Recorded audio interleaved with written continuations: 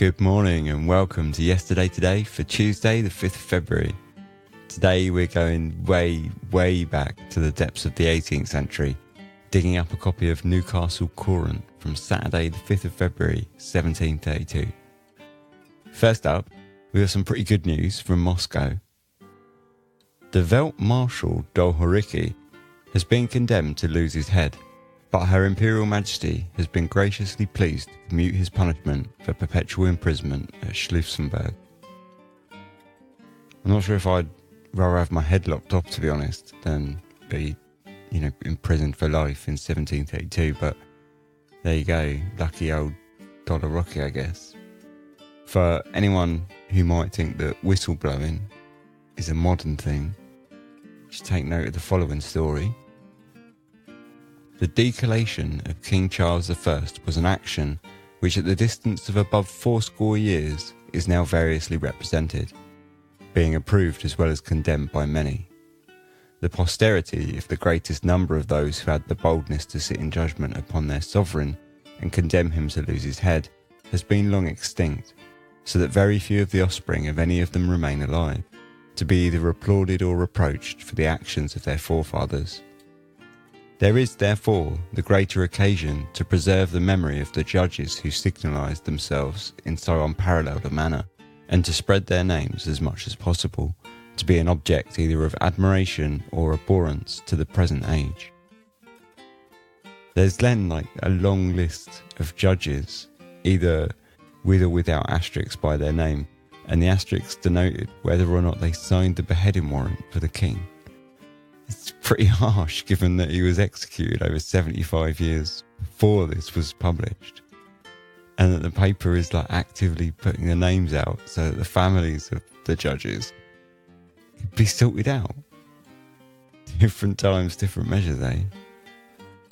With plenty of leisure time to be had in 1732, perhaps a bit of shopping might be your bag to lighten the mood after those couple of beheading stories. This is to give notice that George Rye has come to the Castle Chair near Durham and sells the following goods, viz. All sorts of hollands, muslins and cambrics, all sorts 3/4 broad mantias, half ells and half yards ditto, all sorts of black pot of eyes, Turkey and French silks, birdettes, mock tabbies and cherry derries, under petticoats and gentlemen's waistcoats, broad double camlets and calmoncoes, with Irish clothes and dowlasses and a great variety of other goods too tedious to mention, to be sold at reasonable rates. None can undersell him, provided their goods be as good in all respects.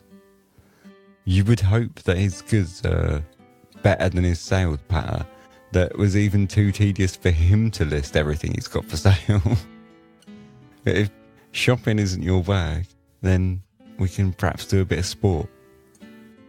A cock match to be fought at William Stevenson's pit in Darlington between Alcombe Millbank, Esquire, and his allies on the one side, and Captain Anthony Smith of Darlington and others on the other side, to shoe 25 cocks each for 5 guineas a battle, and 50 guineas the main, or odd battle, and to shoe 10 cocks each for bye battles for 2 guineas a battle to fight on Tuesday, Wednesday, Thursday, being the 29th instant, and the 1st and 2nd of March next. N.B. A Welsh main for a silver plate will be fought on Friday the 3rd of March. Now, honestly, I don't really know what's going on there, except from there's a lot of talk of money and cocks. But what I want to know is, were the cocks called Alcombe Millbank Esquire and Captain Anthony Smith, or were they the owners of the cocks and the cocks just took their owners' names? Because I really hope that it was the cocks that were called Alcombe Millbank Esquire.